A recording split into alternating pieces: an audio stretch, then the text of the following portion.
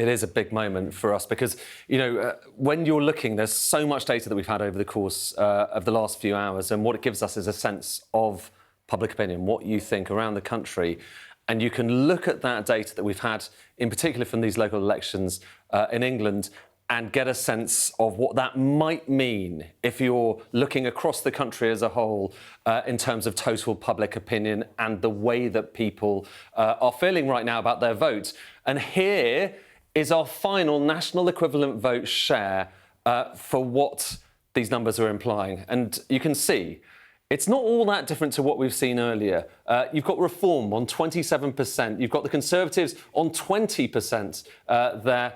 You've got the Labour Party on 15%, the Green Party up to 14%, and the Lib Dems on 14%. Look at that fall in the Labour line just in recent years. That's 2025, so the last local elections, but down incredibly sharply. And of course, look at the rise in Reform, down a bit from the previous set of local elections, but nonetheless very high indeed in historical standards, and a complete change in the political makeup in the UK.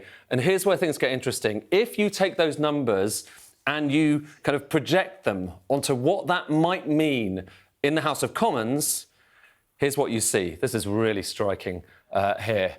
These are the potential numbers that you would see in a House of Commons projection based on the national equivalent vote I was showing you a moment ago. And just have a look. Reform, the largest party in the House of Commons, 284 seats, but short of the majority that they would need, 326 seats. So that's a hung parliament. But it's a hung parliament with Reform comfortably the biggest party, and obviously up by 279 seats, MPs in the House of Commons. But the Labour Party, down from over 400 seats, so down from around there, all the way down to 110 MPs, based on the data we're seeing today, extrapolated into that national equivalent vote. And then you've got the Conservatives down by 25, so down by 25, and the Lib Dems on, so 96 for the Conservatives, 80 for the Lib Dems, 36 for the SNP, Plaid Cymru there, the Green Party up to 13 MPs. A complete shift in the political picture in the UK, which is, of course, what we've been talking about over the course of the last few hours. But this is the picture as we see it, as our experts see it, in particular Michael Thrasher, who has just joined us actually in the studios. So we'll be able to talk to him about this.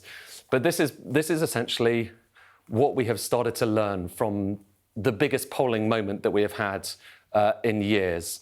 And gosh, it's a big shift, isn't it, on what we knew about in previous years. So that I mean, Ed, it really does kind of hammer it home, I think, doesn't it? The kind of redrawing of the map, the shift that we've seen in this electoral cycle, but I guess it's been building for a little time as well. Professor Michael Thrasher, the man behind it all, is here.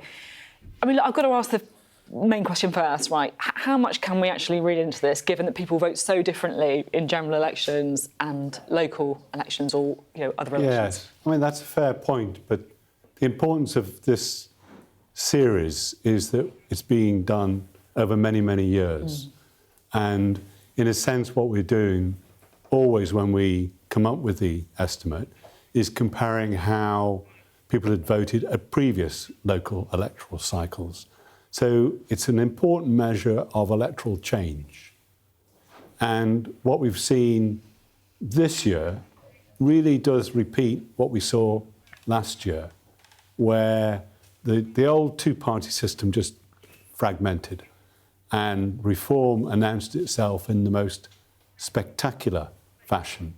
And this year, they've more or less done the same thing, and to a degree, although less so, been joined by the Greens. So we've seen this fragmentation. And of course, people are not voting in a general election. We all know that. But it's an important way of measuring the extent to which people's voting patterns in local elections, translated into the nationwide vote, really are shifting. Do you think, I mean, the story there is, Reform, right? By far the largest party in this projection. Do you think that they have now become like a credible force when it comes to Parliament, right? You know, do you think we could end up with a Nigel Farage Prime Minister? How could we argue really against that as we sit here now? Mm-hmm. The system is so uncertain now, and it's so volatile. Voters are clearly extremely volatile in terms of this old tradition of this family votes Labour, this family votes Conservative. Those days are well and truly over. And it's best to understand voters as kind of, if you like, consumers expressing preferences over what they've seen. And you make the point about this really does announce reform.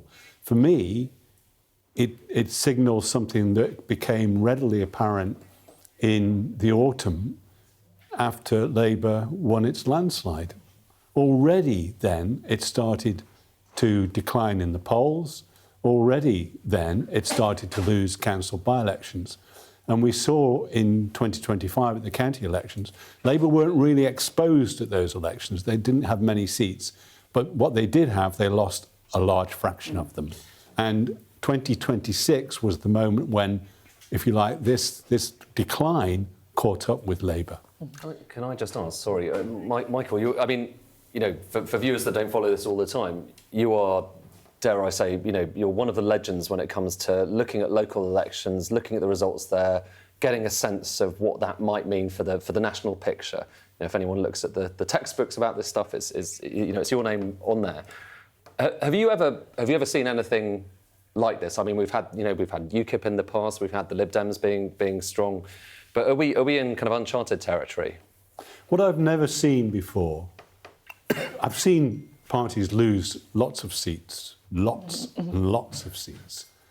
What I've never seen before is a party that comes from 0 to 40% in the vote.